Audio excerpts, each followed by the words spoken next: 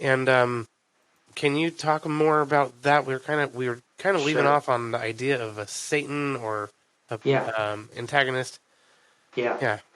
And so similar. So I would say it personally attracts me to the Baha'i faith that they typically, what I found in the Baha'i conception of things is it tends to be more a symbolic or less literal interpretations of things. So instead of saying there's this fiery pit called hell and there's this cloudy place called heaven, Hmm. there's more of these symbolic or gradual terms. And so similar, the concept of Satan or evil is that when we read about Satan in holy books like the Bible, we may not be reading about a literal person or fallen angel. We could be reading about Interesting. a metaphor of the evil within ourselves.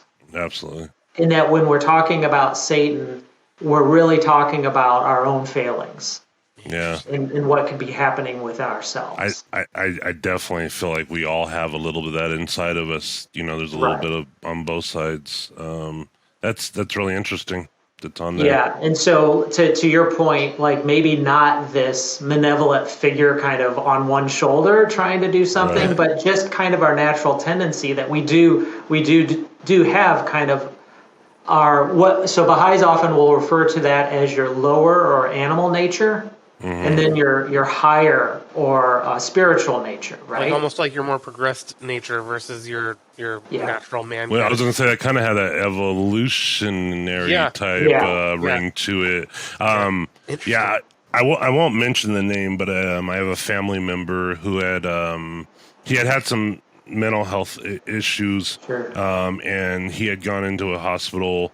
And when I saw him there, he thought that I was the reason why he was in the hospital. Oh, And I saw a side of him that I had never seen before. There was definitely an anger there that was deeper than an anger I'd seen before.